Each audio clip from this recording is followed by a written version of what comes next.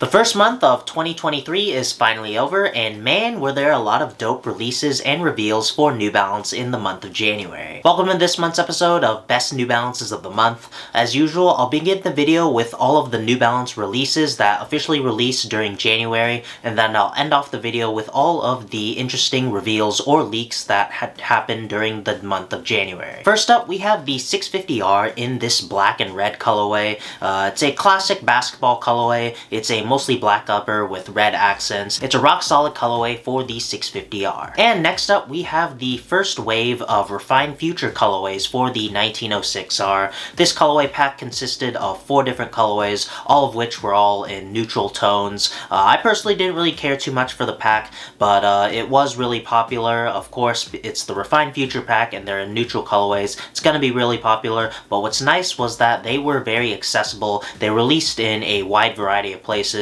And next up is one of my favorite Teddy Santis pairs that released during the month of January, and that is this magenta, purple, and yellow 990 V2. I mean, the shoe really speaks for itself. It's just a loud and colorful colorway, and the contrast between the purple and the bright yellow is really dope, and I'm excited to wear this more during the warmer months. And next up we have a rock solid colorway for the 580 in the beef and broccoli colorway. This is the same colorway as that ALD 993 collaboration.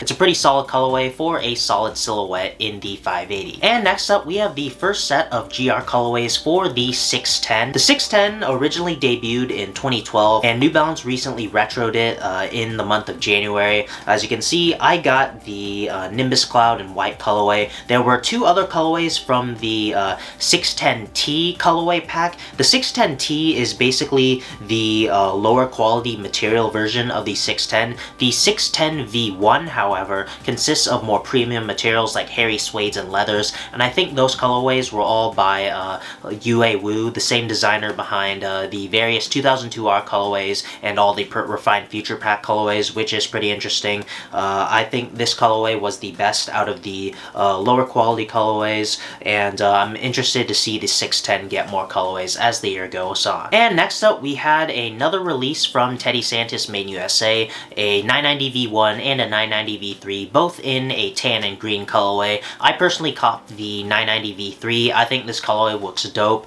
I really love how it's mostly a nubuck upper. There's hardly any suede. It's always great when Made in USA or Made in UK New Balances utilizes other materials other than suede. So this mostly nubuck shoe is definitely going to be exciting to review and feel in hand. And this V1 is also pretty solid. I personally didn't cop. I didn't really care too much for it, but I think it's a pretty solid neutral tone colorway nonetheless, with a nice pop of green. And next up we have the 2002R denim pack. This is a rock solid trio of colorways for the 2002R that replaces the mesh with denim, which is really cool. And the trio of colorways consists of a white colorway, a blue colorway, and a black colorway. The 3 main colors of any denim jeans from various brands. I think it's a pretty solid colorway, and I really like the small piece of tan leather in the back, similar to that of Levi's jeans tags. And next up we have a new performance basketball silhouette in the Fresh Foam BB silhouette. As I said, it's a performance basketball silhouette. It mostly consists of fresh foam in the midsole, which is pretty interesting since most of the performance basketball shoes from New Balance usually consist of fuel cells, so it's interesting to see a different model with a different technology in the midsole, which is pretty cool. I personally didn't really care too much about the looks, but then again, it's a performance basketball shoe. It's all about the performance, and it seems like it was really popular because the first colorway has since sold out. And lastly, for the releases of January 2023, we have the Bricks and Wood 9060 collaboration. This is kind of a low-key heat type of colorway on the 9060. It's a mostly white shoe with some pops of green, which is nice, and the laces are also in an interesting style. They already released via Bricks and Wood, but they're gonna get a wider release on New Balance, I think in a few days, which is interesting. So if you really want this collaboration, you still have a chance to get them. And now I'm going to go over all of the reveals or leaks that happened during the month of January. First up, we have some more 610 colorways from Yue Wu. He revealed this on his Instagram. They haven't been available on newbalance.com yet.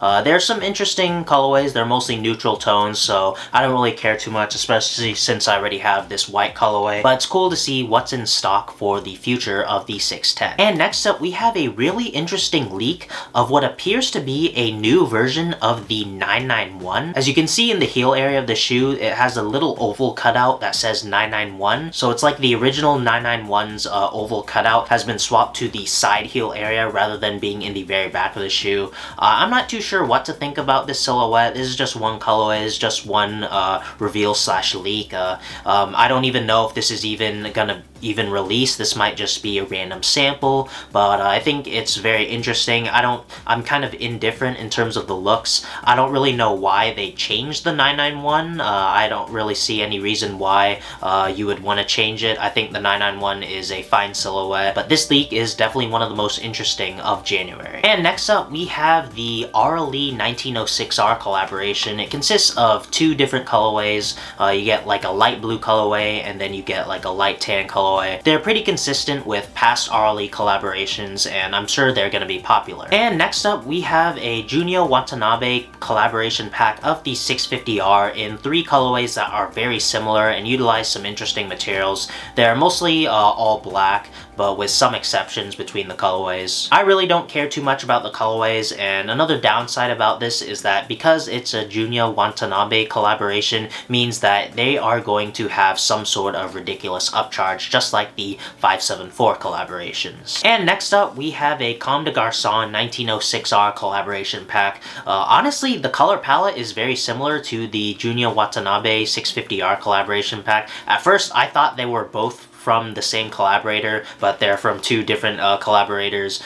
These two colorways are pretty plain and simple, and honestly, they just look like GRs. And next up, we have a reveal of a new 610 colorway worn by Joe Freshgoods at an NBA game. I'm not 100% sure if this is going to be a Joe Freshgoods collaboration or if it's just a GR of the 610 that he happened to get his hands on early, but it's definitely an interesting colorway nonetheless, and I love how loud it is, and it's going to be a nice change of pace from all of the neutral tone GRs of the 610. Actually, coming out at the very beginning of February is this YCMC 990V3 collaboration colorway. I'm really excited for this collab. I think the colorway is rock solid. I love the pop of colors around the shoe, and it's a mostly neutral tone base. I feel like this is a great combination of a neutral tone base with pops of color around the shoe. Sometimes that combination isn't always the best, but I think YCMC did an excellent job on this colorway, and hopefully I can cop for retail and do a review within the next few weeks. Speaking of neutral bases with some pops of color, we have the next colorway from the Teddy Santis Main USA collection.